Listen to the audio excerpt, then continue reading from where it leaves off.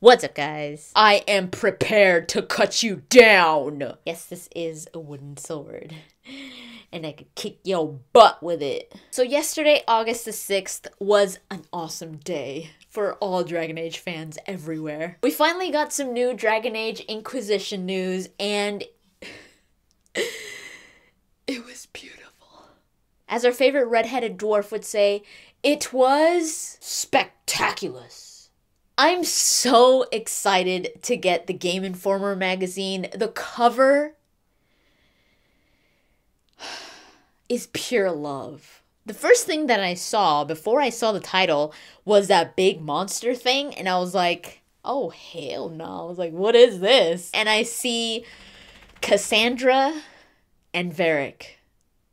And I'm like, so of course I had to put everything aside. I was working on other videos and I was like, no.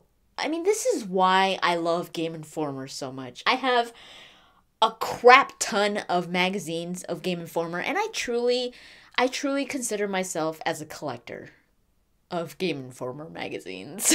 My brother was like, why don't you just get the app? And I'm like, oh hell nah. As you can see behind me, this is the Gameinformer cover. Absolutely gorgeous. And what's even better is what's on the inside. I obviously don't have a copy of the issue yet. It's coming in soon. I believe they haven't revealed all of the information just yet because the magazine hasn't been delivered as of yet. It should be reaching all of our houses very soon. For those of you that are subscribed to the magazine, which I am, you know, that's how I roll. I will provide the links to all of the sites that I got information from in the description. So I'm not including everything, especially when it comes to the videos that Gameinformer provides. You really should go see those. They have interviews with Mark Dura and Mike Laidlaw, some of the lead people on the Dragon Age team in BioWare. So one thing that really surprised me was that it's not just the Dragon Age team, the usual Dragon Age team that is working on Dragon Age Inquisition. You could also see different teams, like teams from Mass Effect, which is extremely exciting to me because that means they've got like all hands on deck. Because this game, with what they were talking about, is going to be extremely... That was my I have no idea what word to fit in here face. That's how big it is. A lot of people are saying that it's way too ambitious. I don't know. I love how everything sounds, and I'm seriously going to pray for these guys to be able to accomplish everything that they want to, because if they do, this game is going to be amazing. I think the major thing that is extremely obvious, now some people may see this in a different way. I kind of see it a different way because I've always been a huge supporter of BioWare. No matter what has happened in the past, I've never really given up hope on BioWare because I know they've got the talent. I know they know how to make a game. And I was always that fan out there saying, you know, save BioWare. BioWare's got to get out of this hole that they were sunk in for so many different reasons. But a lot of fans really feel like BioWare needs to redeem themselves from not only Mass Effect 3, but even going back to Dragon Age 2. So I think with all the pressure and all the negativity that BioWare got from Mass Effect 3's ending, I think BioWare really wants to redeem themselves or get themselves out of that position where they could regain those fans' trust. And the way that they're doing that is by completely, wholeheartedly listening to the fans for Dragon Age Inquisition. And you could totally see that they want to make a game that will make fans proud and really happy. And not just Dragon Age fans or BioWare fans.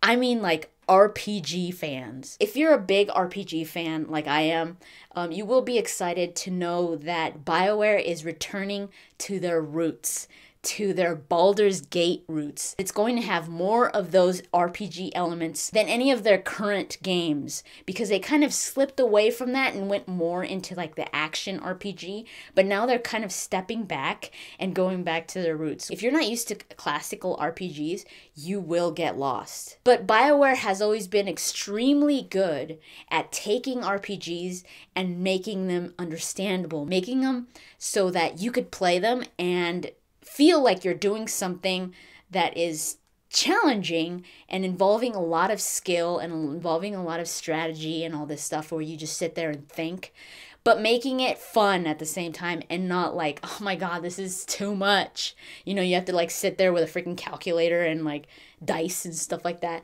BioWare has always been really good about making it more about the story, about telling a story. I've said this in multiple videos. It's hard to make a game completely open world and completely story driven. Developers will tell you it's extremely hard to do because you want to focus more on one or the other. Because if you try to nail them both, full open world and full on story with cinematics and everything, that game is probably going to suffer. So as you all might know already, Dragon Age Inquisition is labeled to be an open world game, and it's going to open the world to exploration, more so than any previous Dragon Age title. But it's not a complete open world, meaning it's not like your Skyrim where you could do whatever the hell you want, wherever the hell you want to do it. What they mean by an open world type of map is that the locations, the areas are huge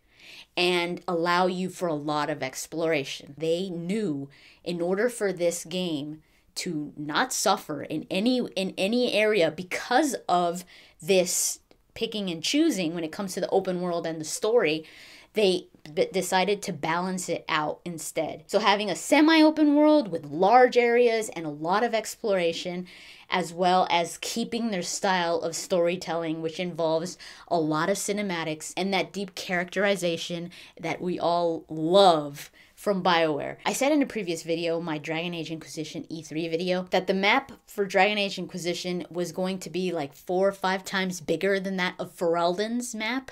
So that is pretty big if you look at the Thetis map. That means that you could fit pretty much 5 Ferelden-sized areas, which would include different kingdoms, which would include Orlais, which would include the Androfels, all of those areas surrounding Ferelden, that it would include all of those. So that means that the map is most likely going to include these kingdoms, because it does say that we will be visiting different kingdoms and cities, and they're all going to be huge and they're all going to be able to be explored. If that's the case, if the case is that we could go to multiple kingdoms, oh my god, I'm gonna Dragon Alistair. Hell yeah. So I already said that they're not promising anything, but they're asking fans to pay close attention to everything that they reveal, to pay close attention to all of this, and to voice your opinion, to voice your thoughts. They are definitely proving that they are listening to the fans. And one reason why I'm saying that they're proving this, a while ago, BioWare had confirmed, had said very clearly, the protagonist will be human only. They had decided this because it would make things a little bit easier when it came to focusing on other aspects of the game. Because by including multiple races, like Dragon Age Origins, that would include different versions of the game, which only takes longer to do. They had said this multiple times already, that you were going to be human. There was a lot of fans that were okay with that. I was one of them that was okay with that because I always choose human anyways for my first playthrough. But a lot of fans were really mad about that. They were like, no, I want to be an elf. I want to be a dwarf. I want it to be like Dragon Age Origins. And I think because of all these fans that were disappointed, that were sad, that were like, no, I want to be able to play my own race. That sucks. BioWare changed it.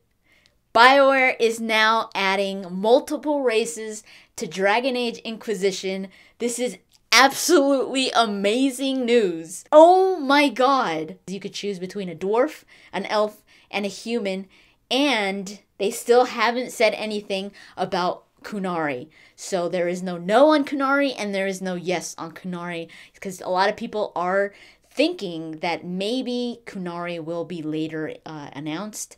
But that's just a rumor. I'm not saying that that's what's going on here. This is just people talking. But BioWare hasn't said yes or no. That would be so awesome if they added Kunari. BioWare, if any of you BioWare people are watching this, add Kunari. Like, faux show. You will be able to choose your race. You will be able to choose between male and female. And you could change your name. The main character will be fully voiced. You will be able to choose your class. You will not be able to choose your origin. And you start off early on as the leader of the Inquisition. This is a group on its own. It's completely separate from the church, so there is no religious tie to it, like the Templars or like the Chantry or the Circle, that kind of thing. It's completely separate. But here's the awesome thing. You form the Inquisition. You make it to be whatever you want it to be. You choose your allegiances. You level up the Inquisition. I love the sound of that. But here's one thing about that. This whole aspect about leveling up the Inquisition and making it a growing group, I think that is where the multiplayer is going to play in. There's a few things that they talked about where I'm like, that's obviously going to be multiplayer related. And here's why I say that. Mike Laidlaw threw out the word galactic readiness. If you've played Mass Effect 3, you know exactly what that means. That means that in order to get the galaxy or the world prepared for whatever the hell's coming, you gotta play multiplayer. And we all know from a while back that EA is online frenzied already. They're not gonna give any of their games a green light unless it has a multiplayer aspect to it, which is whatever. That's where they're doing. That's what they're doing. That's what a lot of companies are doing. That's where video games are going. So we either embrace it or we just stick with it, deal with it, because it's not going anywhere. So Dragon Age Inquisition will have a form of multiplayer. It's unknown what kind of multiplayer, but early on BioWare said that they were aiming for a Baldur's Gate type of multiplayer. I'm not a huge fan of multiplayer, and I really hope they make it optional, not like you have to play the multiplayer in order to get galactic readiness. But I don't know. I mean, it could be really fun if they do it right. So I'm open to see what they're gonna do. It looks like they're really trying to make this work. So best of luck to them. I really hope it works out. While we're on this topic, as I said, you could level up the Inquisition. And I think that might play a role in the multiplayer. Aside from that, you could also lay siege on fortresses. A big theme in Dragon Age Inquisition is the political aspect to the game and how you choose to affect it. Your relationships with different lords. Let's say you don't have a good relationship with some lord and you're just like, screw it, let's just siege his damn fortress and take it over. I think the sieging of forts is going to be a single player aspect, but I think it's also going to be meshed into the multiplayer aspect of the game. When it comes to the story, Mike Laidlaw said something really interesting in the video that Gameinformer has on their site. He said that there are a suspiciously high amount of things falling apart. By choosing the word suspiciously, that means that there's something else going on there, that something is going on. It's not all just coincidence. The world isn't all going to chaos by coincidence. The story takes place 10 years after the Blight in Ferelden. He says that Ferelden is still recovering from the Blight. Orlais is in civil war. Templars have separated themselves from the Chantry, and the Grey Wardens are up to something. It's unknown what it is. It was kind of hinted at in Dragon Age 2, and he said that everywhere you look, the people that could stand up for order are preoccupied with something. This kind of reminded me, I'm not completely comparing it, but it kind of reminded me of like these apocalyptic signs where a lot of things are going to be happening at the same time because it's going to lead to something. So I think that maybe everything that's going on, all of these bad things that are happening in the world, are probably a sign of something. I mean, we saw in the trailer that the freaking veil splits open in the sky and demons start coming in from the Fade. Mark Duras said that you actually survive this event. I'm thinking maybe this is how Dragon Age Inquisition starts, that all of a sudden starts happening, and you're in this event, and you survive. And he said that because you're a survivor, one of the only survivors of this event, you kind of have to like answer some questions. It's kind of like, what happened, or were you involved, or like how the hell did you survive? An awesome piece of news is that as important as the story is, the most important part of this game is the time and the place, because Dragon Age, we've kind of known this for a while now, that BioWare is trying not to put numbers or number their games in the series, except for Dragon Age 2, but they're trying to make them individual games because they have long-term plans for Dragon Age. Mike Laidlaw said, like in the 5-game plan and even more. So that sounds awesome. I mean, it's kind of worrisome because some series have been just, plummeted into the abyss after so many games. But I think Dragon Age has a lot of lore, a lot of content there that they could explore in. When it comes to characters, when it comes to time periods, Dragon Age Inquisition does take place after the events of Dragon Age 2 and Dragon Age Origins, which brings me to the point that they want your saves to transfer into Dragon Age Inquisition. Of course, they have the problem that if you're going to a next-gen console and you played on a current-gen console, or let's say you played on a different platform than the one that you're going to be playing Dragon Age Inquisition, there might be a problem there, but they said that they're doing everything they can to make that apply. They said that they made you make those decisions for a reason. They're not pointless decisions. So even though this isn't Dragon Age 3, this is Dragon Age Inquisition, that meaning that it's not going to directly continue after Dragon Age 2, they are still tied together. So they want your decisions to apply in Dragon Age Inquisition so that you'll see a world that fits your story, your experience. I really love the theme of Dragon Age Inquisition.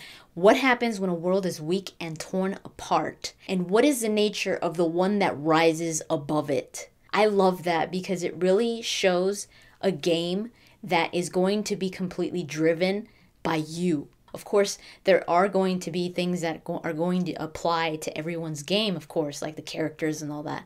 But how it's going to turn out is going to be different. There's going to be so much more options in this game like there were in Dragon Age Origins, and maybe even more because of the size of the game. They are saying that this game is not linear. And the Frostbite 3 engine is really giving a lot of opportunity to the game. It's really opening a lot of doors that weren't there in the past. For one, it's allowing so that the game could be huge, big in scope when it comes to big levels and allowing for exploration. And it's also making it easier so that they could make the game cross platform, so that they could make it for the PC, they can make it for the Xbox One, they can make it for the PS3, the PS4, the Xbox 360, and not have it suffer. Their goal is to make the gameplay pretty much the same throughout all platforms so that no one is getting a better experience when it comes to the gameplay. But of course, the next-gen consoles and the PC are going to have a prettier game. They also said that the game is being optimized for mouse and keyboard, unlike Dragon Age 2, so going back to the way that Dragon Age Origins was. Because I know a lot of people were pretty pissed off about the combat, especially of Dragon Age 2 when it comes to the PC users. When it comes to combat, BioWare is trying to nail a middle ground between Dragon Age Origins and Dragon Age 2. They really want to aim more for a Dragon Age Origins style of combat, where it involved more tactical solutions. It involved more, you pausing it and giving tasks to your party members and being able to control all of your party members so that you could manage a fight more strategically instead of just slamming on the A button. But they also want to incorporate that aesthetically pleasing combat style of Dragon Age 2, because Dragon Age 2 did have a more practical combat style, more action-based than Dragon Age Origins, but they want to go back to that RPG feeling while still making it awesome to see, like it was with Dragon Age 2. So they're trying to nail a middle ground. Hopefully they nail it, because it could be pretty cool if they do. The enemy AI is more strategical as well. The enemies aren't just going to attack specific characters. They're going to actually have tactics of their own. This was really cool. You could actually manipulate the environment around you. And by that I mean, let's say you come across a broken bridge. You could actually fix it by using magic, and now you've got a new path. They did mention early on that the party camp was going to be returning, but that it wasn't going to be the same as in Dragon Age Origins. So I'm thinking that you might, I mean, you are the leader of the Inquisition, so it would make sense if you had some kind of fortress or some kind of big base or headquarters, not just this little camp. So I'm really excited to see what they have in store for that. And of course, I don't know if I've told you guys, but I've got one thing that always makes me so excited about a game. You just say this one thing and I'm like, oh my god, add it to the list of must-plays. Mounts. You are finally gonna have a horse. Thank you so much. I don't know why, I love games with horseback. I immediately see you on a horse and I want to start crying. I'm like, I've always loved horses since I was a little kid, but just, I don't know, I just love riding around on a horse in a game. I feel like I'm a moron, but I do. And I'm so glad that it's gone Dragon Age now. That's just an awesome combo. Dragons are returning, of course, along with different enemies, different types of demons.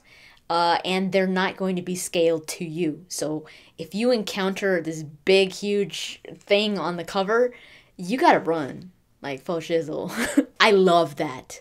I love that feeling where you're just like walking around and then you see, like in Fallout 3, oh my god, where you're just like walking around the night and you see a death claw, I think they were called.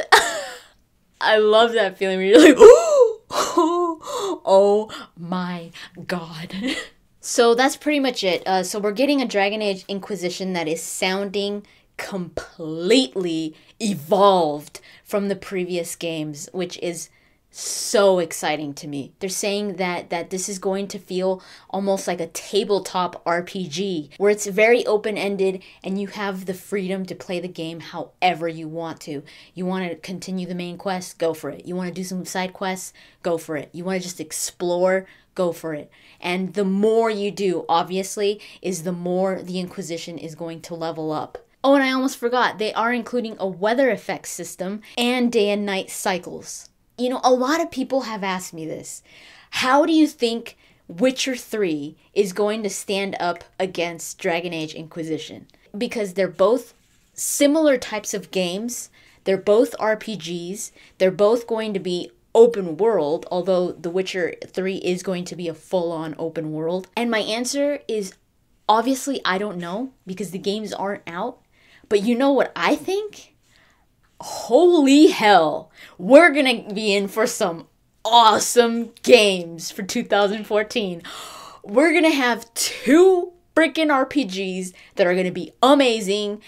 Oh my god, this is everything I've always wanted in a release year. So I wish CD Projekt Red and I wish BioWare the best of luck, because it sounds like they're aiming for a great game, both of them. So I'm excited for both. I don't want to compare them because they're different. They're completely different series, and I love them both. Gameinformer announced that they will be releasing more information on Dragon Age Inquisition this whole month. I mean, I love this feeling. I used to get this for Mass Effect 3, and it was just so sad to me that it was over. You know, when before Mass Effect 3, I had that N7 report, and I would give all the information that would come out for Mass Effect 3, and I was like super excited about it, and like, every information was like so amazing. And then now we've got Dragon Age Inquisition.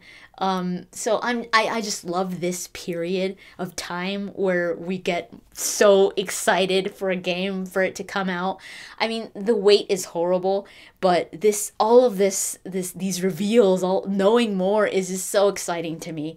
So I hope you guys are just as excited as I am. If not, definitely go check out Gameinformer. I'll put the links in the description.